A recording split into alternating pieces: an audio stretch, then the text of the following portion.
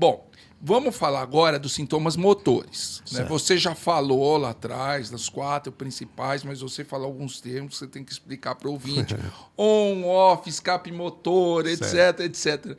Matheus, vamos lá. O que eu falei no começo dos 4 sinais do parkinsonismo... Vamos lembrar, né, dos 4. Né? Lentidão, que é a bradicinesia. Os médicos chamam bradicinesia, mas a gente fala com os pacientes como lentidão. Rigidez, tremor de repouso, tudo isso assimétrico, e a instabilidade postural. Então, assimétrico, né? Isso é importante. E o lado que começa é o lado que vai pior. E um tremor, rigidez e lentidão sempre são piores de um lado em relação ao outro. Pode acometer os dois, mas começa de um lado e é sempre um lado um pouco pior do que o outro. E aí, esses termos que eu falei têm relação muitas vezes com fases mais tardias da doença. Então, fases de flutuação motora.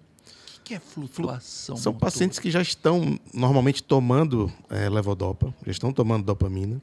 E como a dopamina ela tem uma meia-vida, ou seja, um tempo de duração no sangue relativamente curto, então o paciente toma o remédio e entra na fase ON. Se mexe bem, gesticula bem, fala bem. Vive normal, Vive né? normal. Quando, de repente, o efeito da dopamina vai passando, ele volta a ficar rígido, lento, travado e o tremor vai voltando. Então, isso não acontece no começo da doença. Acontece com pacientes que já têm 7, 10 anos de doença, então começam a ter isso que a gente chama de flutuação motora, tá? Que existem estratégias de farmacológicas que a gente consegue melhorar, ou seja, a gente tem que aumentar a duração da dopamina no sangue. Ou encurtar o espaço entre as doses de dopamina, ou acrescentar remédios que prolonguem a duração da dopamina. Existe um outro fenômeno que chama de wearing off, quer dizer, quando é o efeito de final de dose. O paciente toma, por exemplo, o remédio às 8 da manhã e depois vai tomar às 13. Quando chega ali 12, 12h30, tem um wearing off, ou seja, ele vai entrando na fase off, a ação do remédio vai se perdendo. E chega uma hora que não é tão associado com o horário de tomar o remédio, que é a fase de flutuações motoras imprevisíveis, né? Uma fase geralmente de mais gravidade e que muitas vezes é o paciente que a gente vai começar a pensar em eventual indicação de cirurgia, né? Que a gente vai falar mais para frente, mas é esse perfil de paciente. Esse é um paciente que não é o que começa a te acompanhar. Geralmente é o cara que vai lá pedir uma segunda opinião. Já está tratando com outro colega e começou a ter as flutuações e ele quer ouvir uma outra maneira de tratar, de ajustar a dopamina.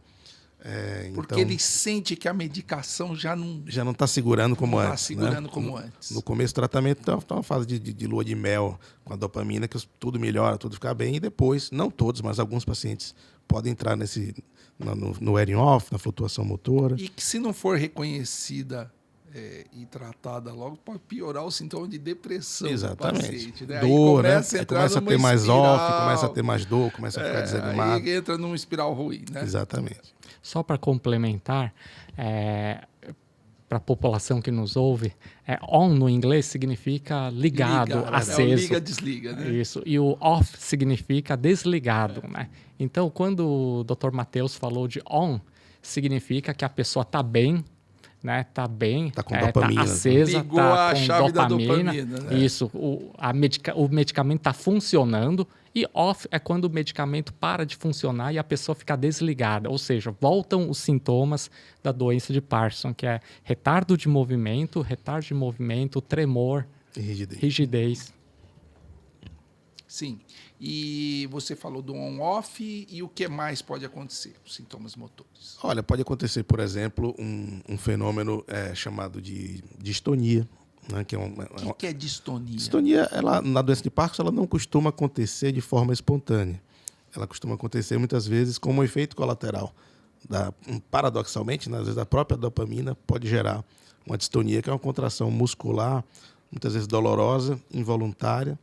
Então o paciente tem postura fixa, né, do braço, da perna, o dedo entorta, a mão entorta. E aí a gente consegue ajustar e diminuir o surgimento desse tipo de manifestação com ajuste medicamentoso. Tá? Então, distonia, wearing off, esse liga e desliga, são todos fenômenos motores, mas que acontecem da fase moderada para tardia da doença. Né? E você pode falar um pouquinho da demência associada ao Parkinson? Sim, isso é uma preocupação dos pacientes. Eles Primeiro que tem muita gente que acha que tem um Parkinson, vou ter Alzheimer. Primeiro que não tem nada a ver uma coisa com a outra. São doenças As proteínas distintas. são diferentes, Exatamente. os acúmulos são em lugares diferentes. Exatamente. Né?